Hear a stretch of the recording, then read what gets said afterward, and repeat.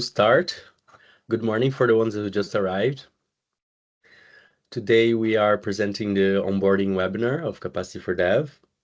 If you're here, it means you recently joined the platform.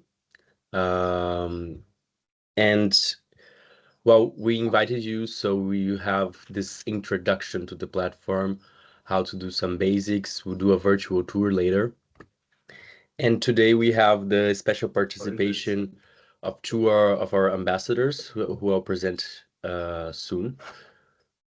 A reminder is that this session is being recorded, so if you wouldn't like to be in the recording, please close your camera from now on. And if it was open from before, you just send us a message. We can edit the video.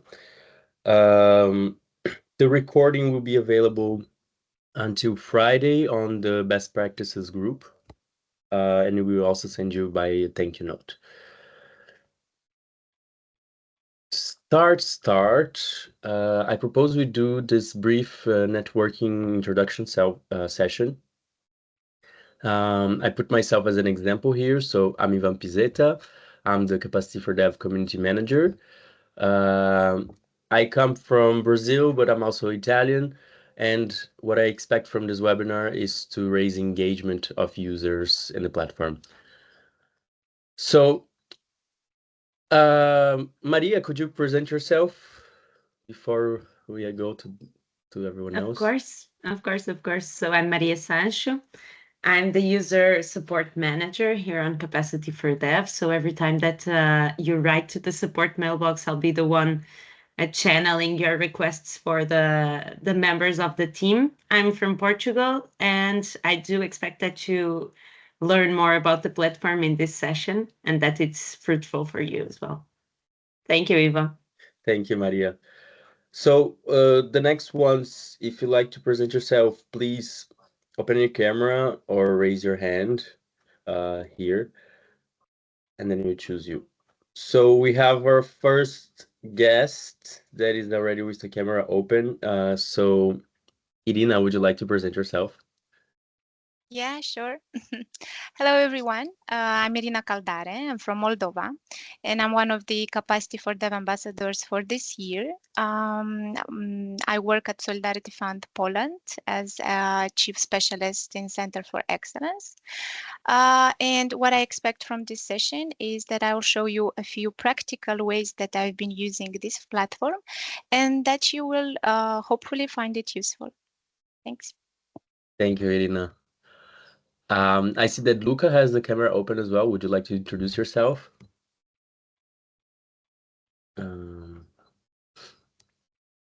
Or maybe not. We have Carlos as well, the second ambassador that is here today. Hi, everyone. Okay, my name is Carlos Madridejos. I'm from Spain, and I'm also one of the ambassadors, and I will be also presenting my experience with the platform today. I've been engaged in technical assistances for the EU trust funds for the last 8 years, and I've been also supporting the delegations and different units in the revision of programming documents for the last few years. So I will be focused mainly on monitoring and evaluation aspects and how the platform can provide you with useful resources in this regard. All right. Thank you, Carlos. I see there's Sophie with the camera open. Hello. Yes, thank you.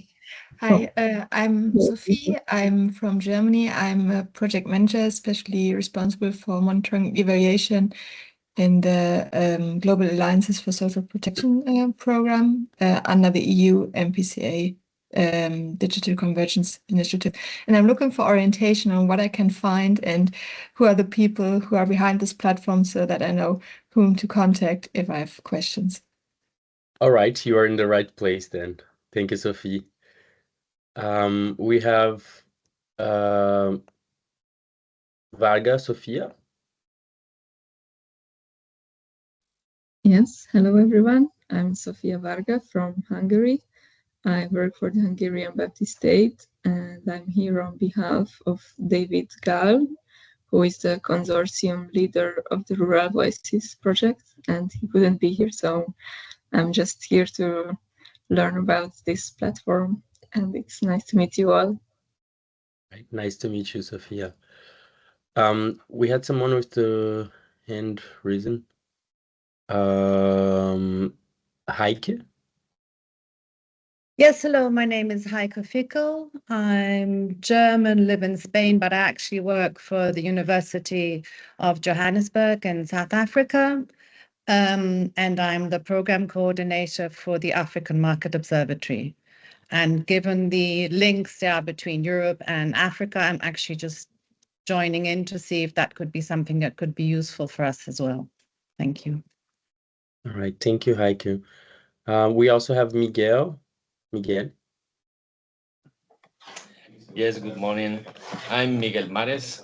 I'm working for Valencia City Council, and I joined this group through a training held by Socio. I have been working for the French agency in Latin America and also for ILA, the Instituto Italo Latinoamericano, and I have also an experience more than 15 years now working with TAIEX for Balkans and the Turkish Cypriot community. Very happy to be here, and I don't know if I will be able as well to help. Thank you. Let's hope so, and I hope you enjoyed the webinar. Thank you. So we have Veronica. Hi, everyone. I think it's me, usually. Yes. I'm Veronica Cunha. I'm from the European Commission, DG NEST, so Enlargement and Neighborhood East.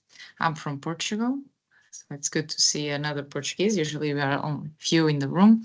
And what I expect is I recently joined, so I'm excited to see what the Capacity4dev actually is and how can it help me understand everything that's going on this world of development. Thank you. All right, thank you, Veronica. We have let's choose the hands. Nicholas. Greetings, colleagues. My name is Nicholas Nicodemus. I'm the funding advisor with the Site Savers supporting East, Central, and Southern Africa and based in the Zimbabwe country office. In terms of expectations, I also recently joined, and I'm equally excited to learn more about what capacity for development is, and also what we can leverage and maybe pollinate from each country. Thank you.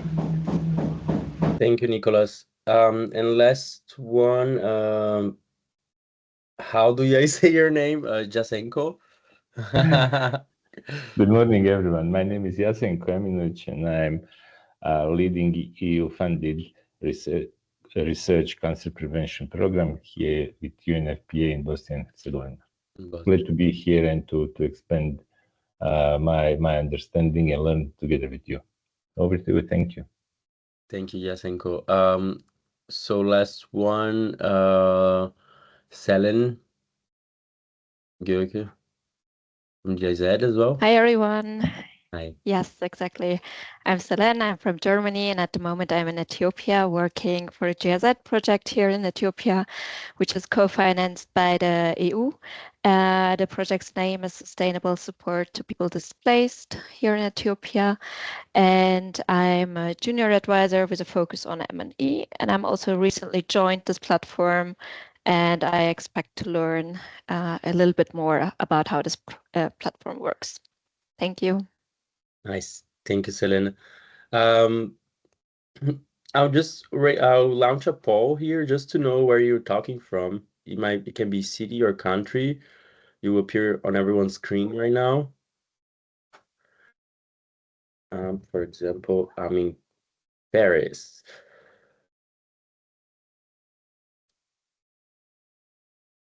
So we have 3 people in Brussels already. Interesting. Bilbao, Moldova, Kenya, Nairobi, Cologne, South Africa. Yes, we have a very diverse public here. Addis Ababa as well. Budapest. All right, Azerbaijan, Belgrade. If you didn't want to introduce yourself with the camera, you also have the opportunity to drop a little text on the chat, even leave your contact if you want. That's possible. So let's go. Presented everyone, already presented Maria and myself, but this is the rest of the Capacity4dev team. We have Ariella from the G-Infa side, but we have, I don't know, Eleni, would you like to introduce yourself as well? Not sure if you're here. Oh, she had to leave. Anyways, Claudia is our content coordination expert.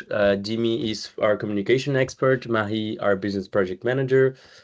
And the rest you know already, as well as our ambassadors. So Irina and Carlos that presented themselves already. We'll have their contributions after our virtual tour, so hang on until the end. And today, with this onboarding webinar, we are covering what is Capacity4dev, who can use the platform, what are the features available, how you can benefit from being a user or the aggregated value for you, and a virtual tour. And by the end of this session, you're also invited to make questions, so you can write them on the chat during the presentation or wait to open your camera at the end and talk to us. So what is Capacity4dev? You must have heard that is the online knowledge sharing platform, which is designated to connect professionals from the international cooperation field. It was launched in 2009, but it had a big revamp on 2023. It has the leading position on knowledge sharing in the field of external relations. And with time, we have created this community. The idea is to boost our ability to develop capacities through knowledge sharing. Since the migration in 2023, the platform has become more user interactive. It has proposed a better experience for users, and we keep doing that. We are still improving the platform every day to guarantee the best user experience we can have. How do we do that? We help to collaborate, engage with peers, learn from each other, share expertise, lessons learned, innovative approaches, methodologies. And it's a one-stop shop where you can find all these tools in one place. Who can use it or who does use it already? We have an average of 300 new members requests per month to join the platform. We have people from the EU institutions, from the Relax family, governments, international organizations, NGO, academia, and private sector. We have about 30% of users that are from EU institutions, and the others vary according to the month. What is the added value of Capacity4dev for you? So it's one of the only collaborative platforms where you have all the Relax family being able to interact there. Relax family, for who doesn't know, is EU external action institutions, EU delegations, and EU member states delegations. It is hosted in an EU secure IT environment, also ad-free, so you won't see the publicity you normally see throughout the internet. It is a community-created platform, which is to say 80% of the content that is produced and published on Capacity4dev is made by you, the community. We also have active X, and I forgot to mention there, but Blue Sky, LinkedIn, YouTube, and Facebook, which also serves to boost the visibility of your publications in case you need some visibility on social media as well. And let's not mention the last one because it is a multilingual website in the process, so soon to be translated to other languages. What features are available on the platform? So how do we do all this? How do we collaborate, engage, learn from each other, share? That is with our main features. So we have three main features that the users can use, which are groups, projects, and resources. The big difference from them is the level of interaction you want with users. So groups is where you can really collaborate. You can ask members to join. You can contact these members through the group, where you propose discussions and you want people to pitch in, to comment, and also to contribute themselves. On groups, whoever is a part of a group is allowed to publish a document, to create a discussion, and to comment on whatever is published there. Projects, on the other hand, are more like of a static page. They replace external websites for projects, for example. More recently, EU-funded projects are not to create more and more websites outside of the EU experience. And on Capacity4dev, you find a free platform where to publish your project.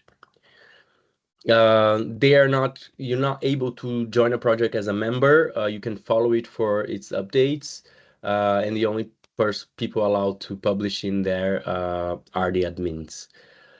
Resources, lastly, is for having a methodology, a document that you want to be more interactive than just a PDF.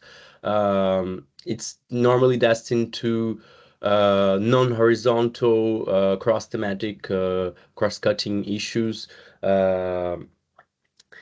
So let's say you have a new methodology, as I said, you want to spread it on a page that people can click until they get the information they need, instead of just rolling PDF. We also added here the articles, but they are produced by our editorial team.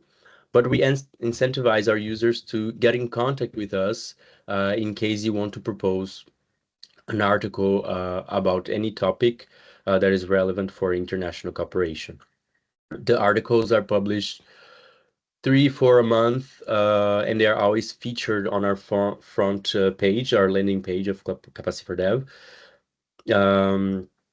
And they can be about lessons learned, best practices from the field. We have podcasts. We also have the ambassadors blog, so our ambassadors that are here will contribute, I think, in the future with an article. And that's it. So we made a sketch here just to this anagram, just to remind you if you are struggling with a decision, if you should open a group, a project, or a resource, go by this. So you want to have interaction with members, yes, you go to a group.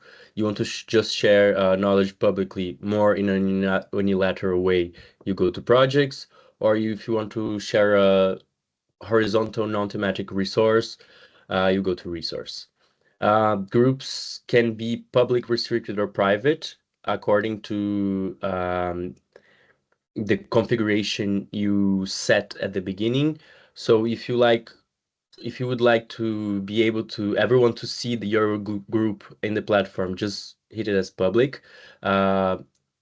If you want to restrict to a certain domain, let's say you want to restrict only EC people, or only someone from this international cooperation agency should see the content that is in there, you set as restricted. I can show you later how it shows. And you have private ones that are visible only for the people that you invite via their email.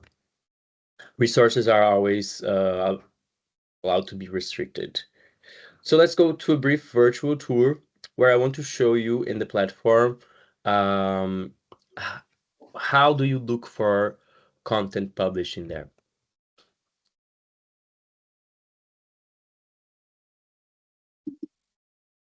So this is our homepage, is the landing page for when you are logged in the platform already.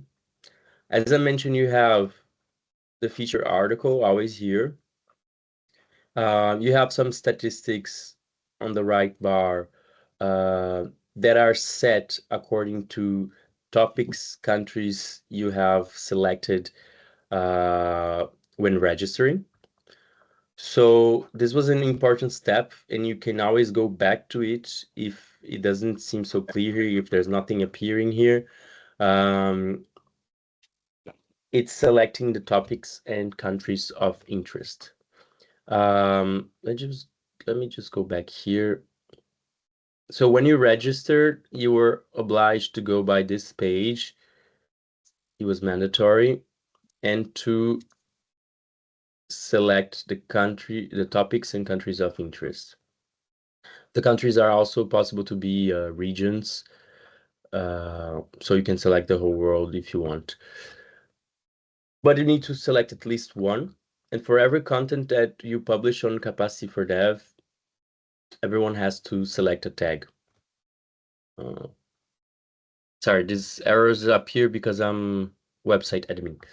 So there are 3 ways to look for content on Capacity4dev.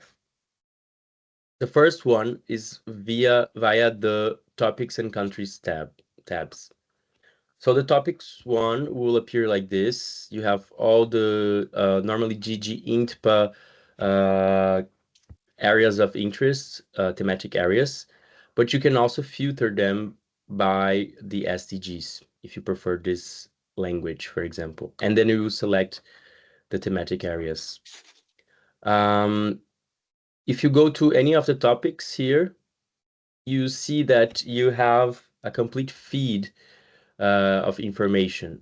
So as much as on the home page you have your latest activities that are configured according to your topics and countries of interest, here you see a feed that is only regarding civil society.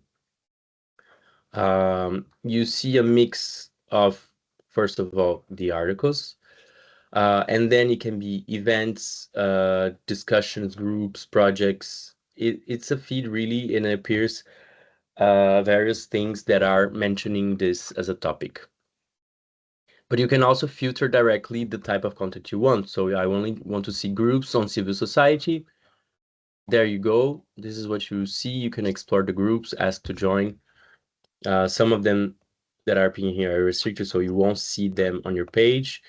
Besides the type of spaces that we mentioned, groups, projects, and resources, you also have, for example, for public groups, you can see all the discussions published in all the groups that mention this topic. You will be reunited here. So you can explore the content over more and more. You don't need to go directly to the group. You just go to the discussions. The same, for example, if you want to look for documents regarding the civil society topic. So you can just explore from here. And the countries one, the countries tab is very similar. That's why I united in one way for looking for content. The only difference is that you have this map, but once you go to the country page, let's go to a country that has more. You see that as much as topic page, you have this feed with the latest activities that are connected to this country, to Egypt in this case. And then likewise, you can just try to filter library items and so on. This is also a way to find other members. So you would want to connect with people that are working in the same thematic area as you or with the same region as you. You go to topics or countries, and then you select a topic or a country, and then you go to people. And then you see all the users that are working, that are interested in the same country as you are. If they have this contact appearing here, you can contact them via the chat on Capacity4dev. They will also get a notification via their email. So this is the first way to find, just using the topics and countries tab. the second way I wanted to show you is just using the search. So let's say I want to search something about global health. I want to see what content is in there, or just health, for example. And here we see a list of all the results in the platform, being it a group, a project, a library item, a discussion, news, a resource, everything will appear here.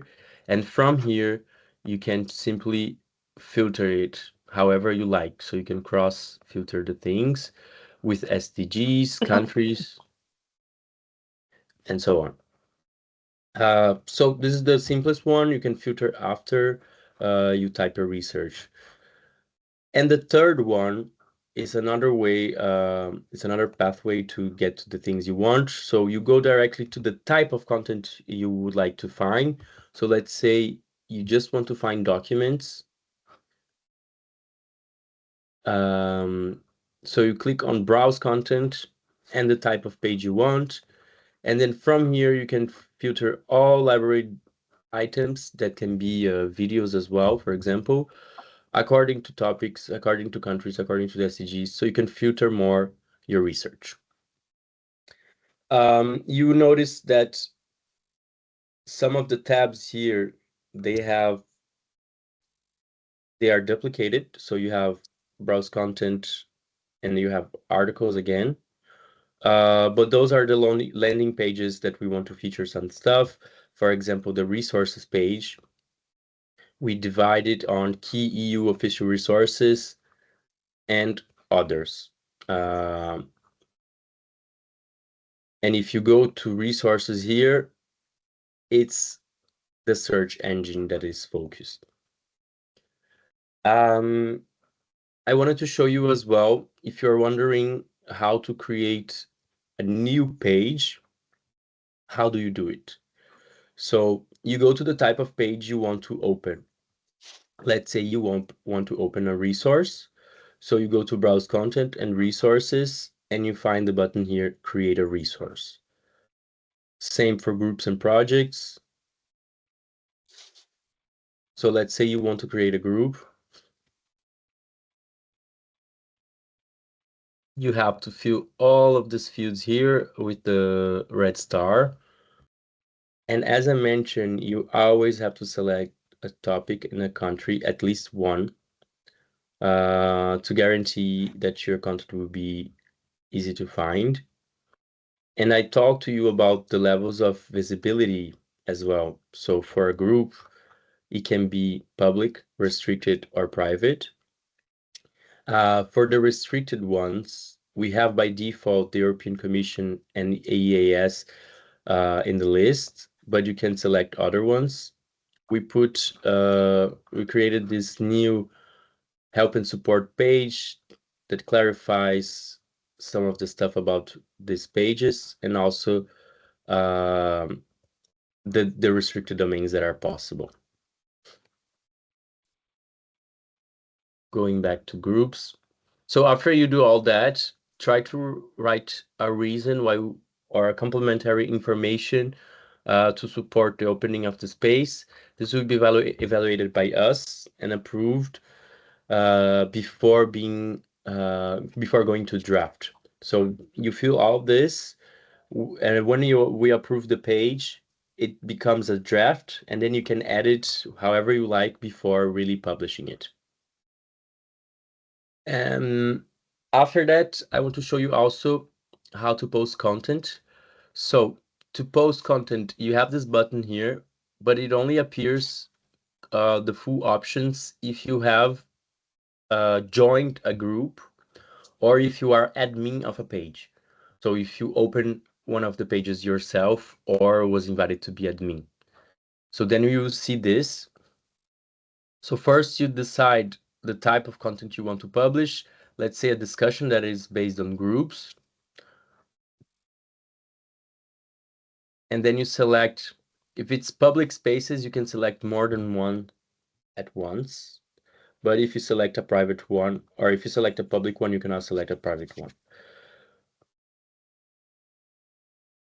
For posting content, you always have this text editor, which is rich with options. You can edit the text however you like, and add images and tables to support it. Always select topics and countries, and then save as draft or post directly. One more time, this is not available if you don't have any group, if you're not in any group in any page, so you won't see this button correctly.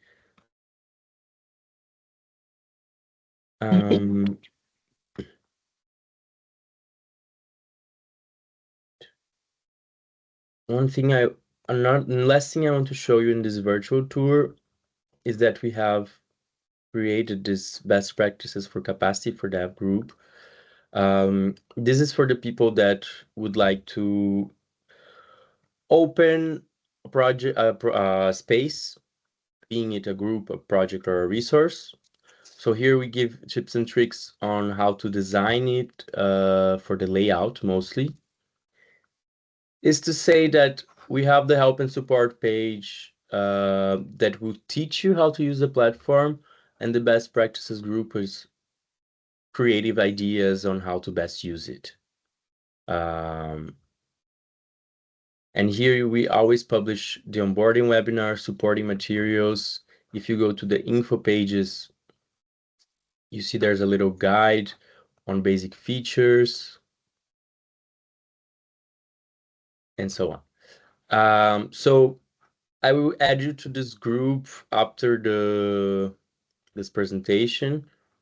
Well, I will invite you to this group. You can decide if you want to join or not. And that's it. We also put links on the chat so you can join by yourself.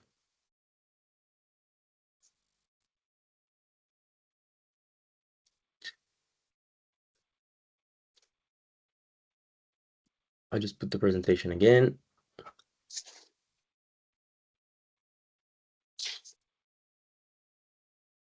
All right, so now we'll go to our ambassadors, Irina and Carlos. Thank you so much for accepting our invitation to be here today. Just waiting for the slides. Yes, voila. So I asked them to contribute with their view of how Capacity4dev is helping them in their work, or how is it useful in their in their routines when they're working. So we have Irina and Carlos. Who would like to start? Let's go with Irina. Yes, just a brief question. If I'm able to share the screen. Yes, of course. It says only. Now you can. Oh, now I can. Perfect. Can you please confirm? Yes, we see your screen. You see my screen? Just a second. Okay, great, great. Great. So now that you have taken a brief virtual tour together with Ivan, so you more or less understand how the platform works, let's show you some practical ways that me and Carlos are using this platform in key moments in our work. Just to emphasize that my perspective is the perspective from the implementing partners, so maybe it's useful for you to know. My role as a chief specialist at the Center for Excellence at Solidarity Fund focuses on three main aspects, and all the resources on Capacity4dev that I want to share with you focus on all of these three. So first of all, institutional development. Together with my colleagues in the Center for Excellence, we are charged with building project management frameworks from the headquarter level to be applicable for all our projects across different branch offices in Eastern Neighborhood countries. And secondly, monitoring, evaluation, and learning frameworks.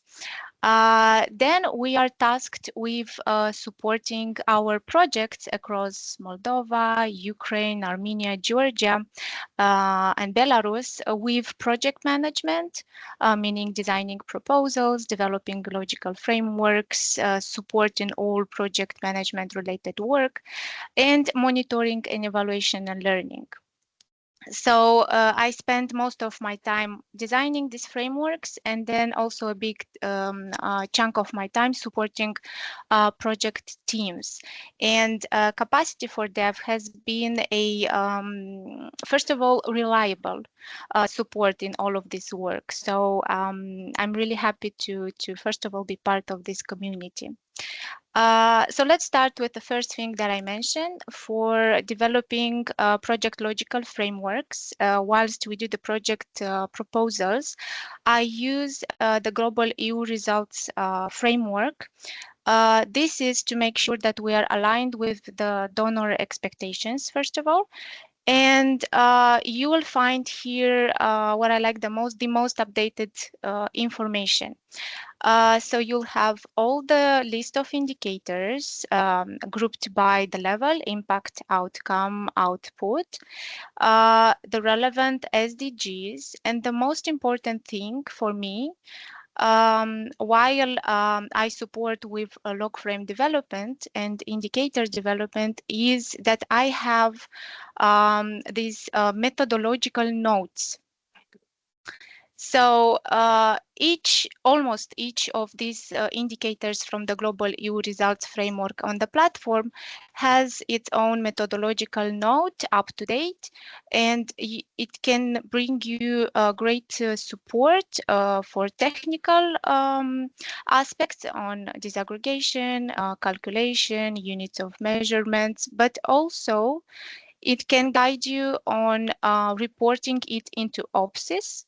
It can guide you on how to include it in the log frame properly, how to report on the values. It has also a very nice checklist for quality insurance, for your reference, for quality control. And at the end of it, it also has very nice examples of calculation. So you can be sure that on the platform, you will have these updated methodological notes for all of the indicators. And this, practically speaking, is the most useful aspect of this resource for me.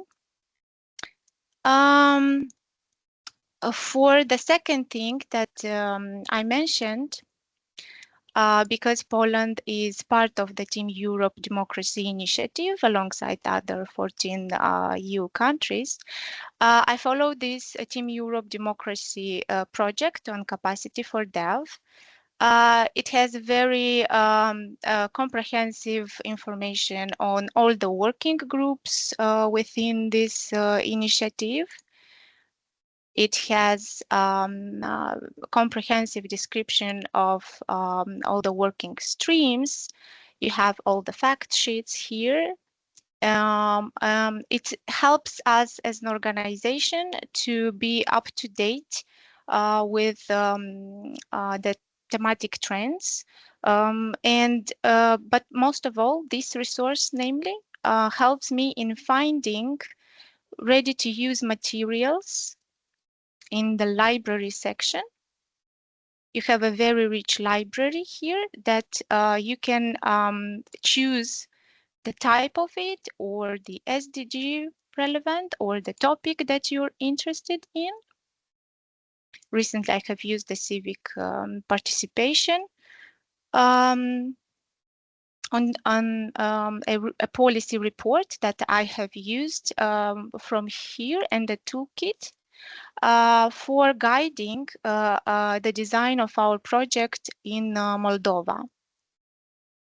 So aside of this rich content, you can also stay up to date with various events amongst these partners in our Team Europe Democracy Initiative.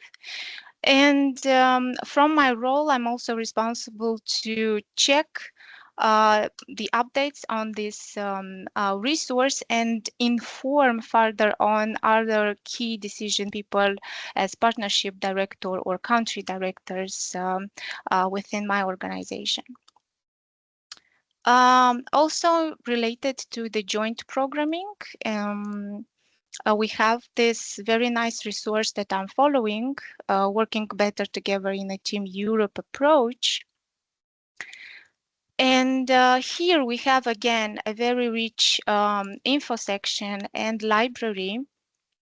And this has helped us practically in understanding, because we, as an implementing organization, we don't really have a rich experience in joint implementation, but we have started it since last year, and it has helped us in framing roles and responsibilities of the partners within the joint programming.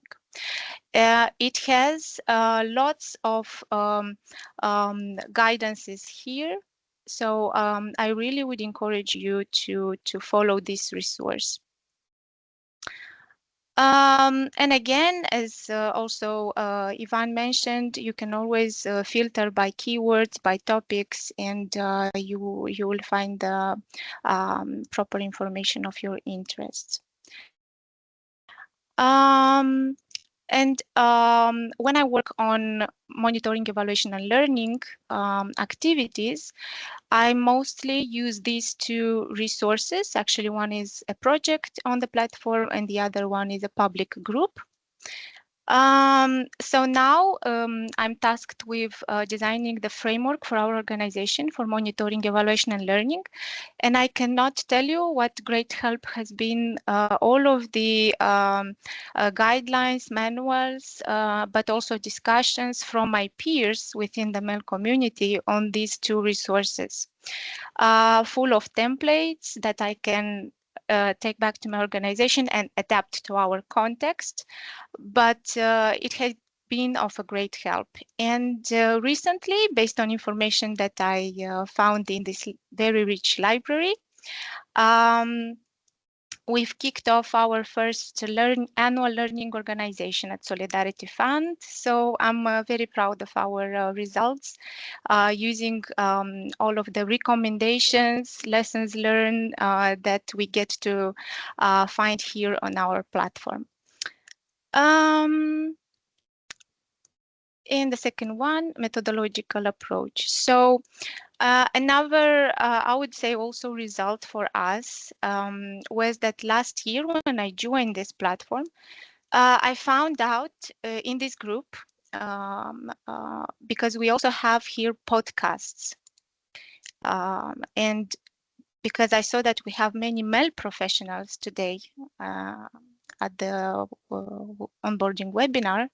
So I would really encourage you to go through these folders here in the library, because we have many podcasts on monitoring, evaluation, and learning. And through this opportunity, I've learned about the International Program for Development Evaluation last year, which is an yearly training for emerging evaluators. And I found out about the opportunity on the platform. I applied for the scholarship and I got it together with other two colleagues from our organization, because I encouraged them to apply as well. So all of us spent 3 weeks in Bern, Switzerland last year, and all because I found this opportunity and Capacity4dev. So if I want to stay up to date with all of the events, opportunities, I also visit the regular events page as well. So to wrap up, This is a strategic tool for me that I use in all of these free areas that I'm working. And I hope each and one of you find its way to adapt and make this platform of your own use. Thank you. Thank you so much, Irina. I see that Capacity4dev contributes a lot to you. Happy to know of so many opportunities in your hand thanks to it.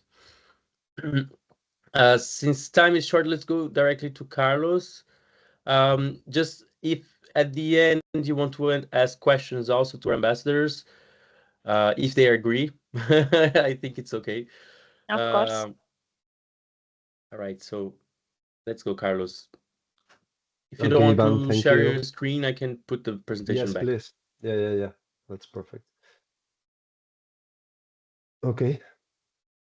I hope you can see it. Okay, thanks, Irina, because you have already presented some of the information that I have prepared, but I think today's session is focused on monitoring and evaluation. So as you are, most of you are probably familiar with OPSIS, but as you know, major efforts are being made within the European Commission to harmonize the methodological approach in the design of log frames and in the alignment of reporting procedures. And OPSIS is a very relevant tool for that. As you know, implementing partners have a role in OPSIS. You have to encode the log frame, you have to update the values on a regular basis.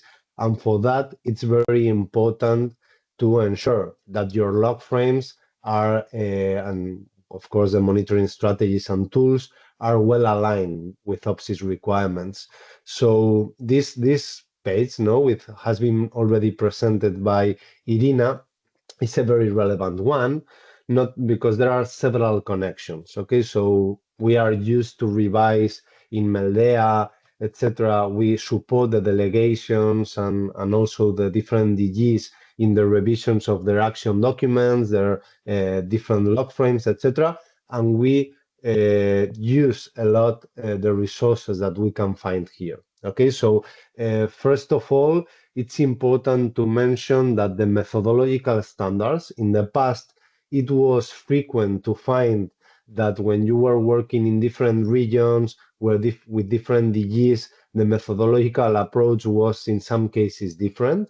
Okay, but now, the process is being harmonized and you can find very relevant documents and guidelines here. Okay, so for example, here in this page, if you click access to the methodological guidelines, you will find a very good summary, okay, which is completely aligned with in-pass intervention logic, okay, and I think that's the most complete resource in terms of designing log frames, monitoring tools, etc. But here you have some very relevant tips on how to define result statements, which type of indicator should be placed at each result level, etc. Okay, so this is important.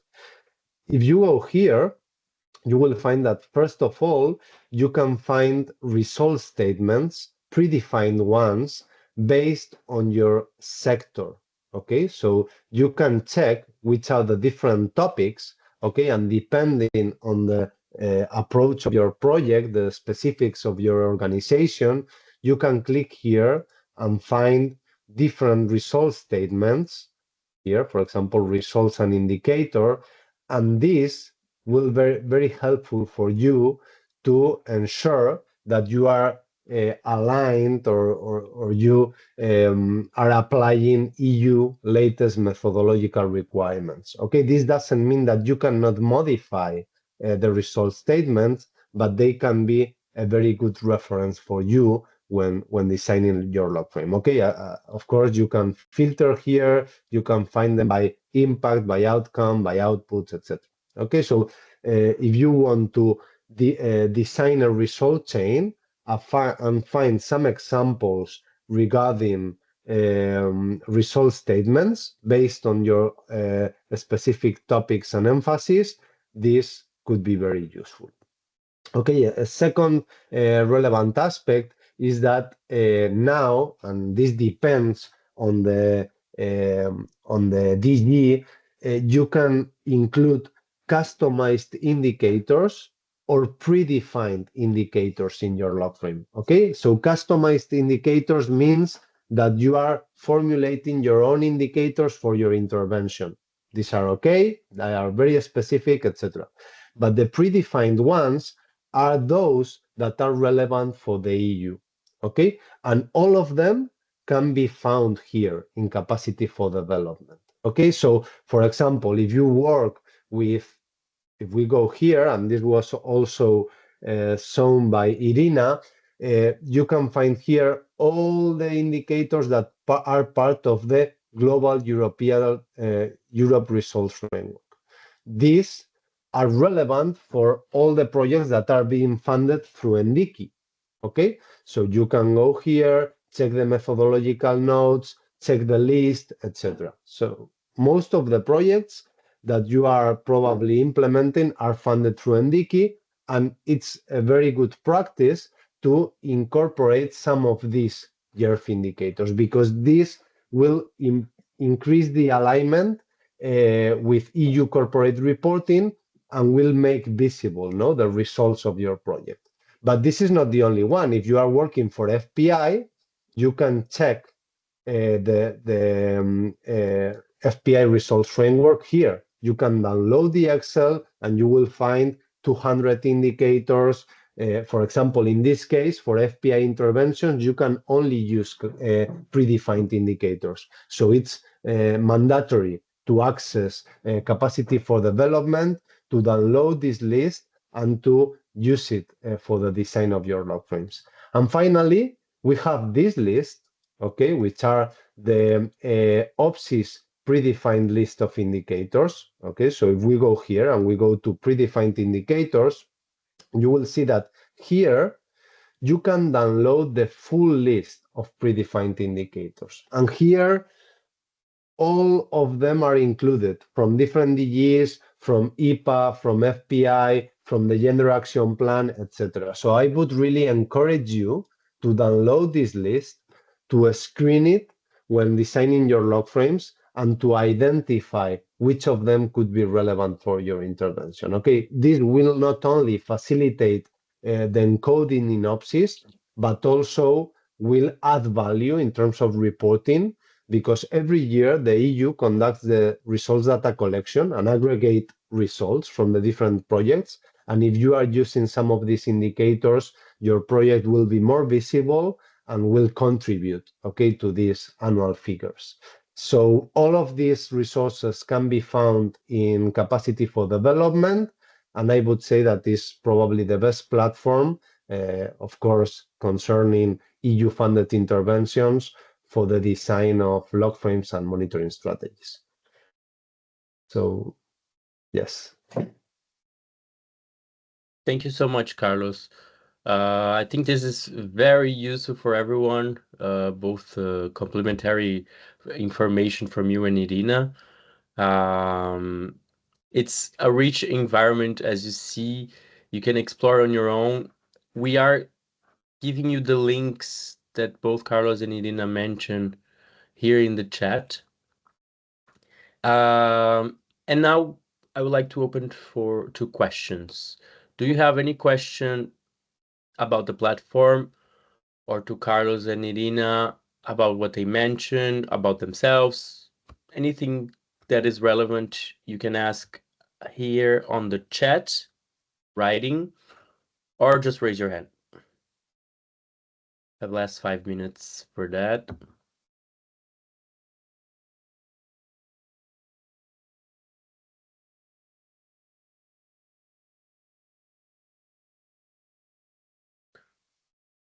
All right, so I don't see any hands risen. All right, if you do come up with questions, you have our contact here in the chat, the support mailbox, the contact form on the platform. Feel free to ask. we are here to support you. One of the advantages of Capacity4dev I didn't mention is that we have a support team that is attentive, is here for you. We can help you to design your page. We can help you to use the platform in the best way. So to finish, I'll launch this last poll. This is for our records. Just to rate the webinar according to satisfaction.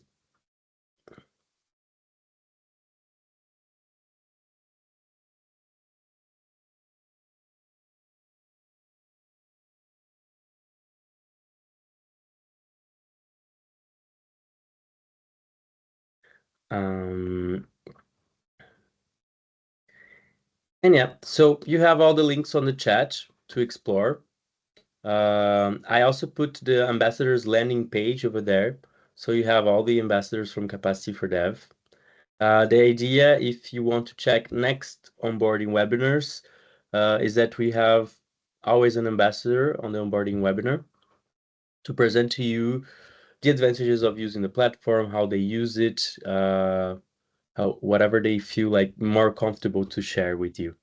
All right, so we're done for today. Thank you so much. Thank you again, Carlos and Irina, for your contributions. And I hope to see you in the platform on my inbox. And that's it. Thank you so much.